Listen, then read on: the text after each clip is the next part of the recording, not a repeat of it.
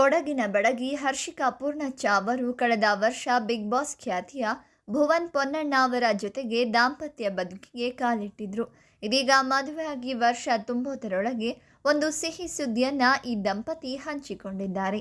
ಹೌದು, ಹರ್ಷಿಕಾ ಪೂರ್ಣಚ್ಚ ಶೀಘ್ರದಲ್ಲೇ ಪುಟಾಣಿ ಕಂದಮ್ಮನಿಗೆ ತಾಯಿಯಾಗಲಿದ್ದಾರೆ. ಈವರೆಗೂ ನಮ್ಮಿಬ್ಬರಿಗೆ ಸದಾ ಆಶೀರ್ವದಿಸ್ತಾ ಬಂದಿದ್ದೀರಿ.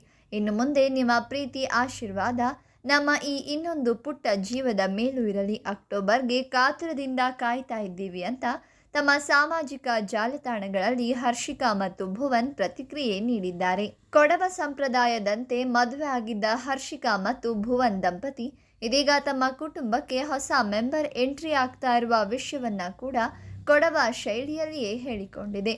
ಕೊಡವ ಶೈಲಿಯ ಉಡುಪನ್ನ ಧರಿಸಿ ವಿಶೇಷ ಫೋಟೋ ಶೂಟ್ ಮಾಡಲಾಗಿದೆ.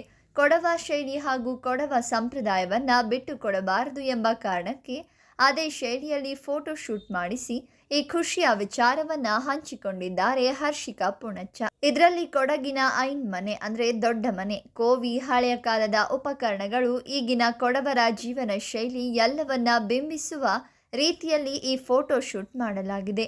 ಆ ಮೂಲಕ ತಾಯಿಯಾಗ್ತಾ ಇರುವ ವಿಷಯವನ್ನ ಹರ್ಷಿಕಾ ಹೇಳಿಕೊಂಡಿದ್ದಾರೆ. ಅವರೀಗ 5 ತಿಂಗಳ ಗರ್ಭಿಣಿಯಾಗಿದ್ದಾರೆ. ಅಕ್ಟೋಬರ್ನಲ್ಲಿ ಹರ್ಷಿಕಾ ಮಗುವಿನ ತಾಯಿಯಾಗಲಿದ್ದಾರೆ. ನೀವು ಕೂಡ ಇವರಿಗೆ ವಿಶ್ ಮಾಡಿ ಈ ವಿಡಿಯೋಗೊಂದು ಲೈಕ್ ಮಾಡಿ, ಹಾಗೆ ವಿಡಿಯೋವನ್ನು ಶೇರ್ ಮಾಡಿ, ನಮ್ಮ ಚಾನಲನ್ನು ಸಬ್ಸ್ಕ್ರೈಬ್ ಮಾಡಿ.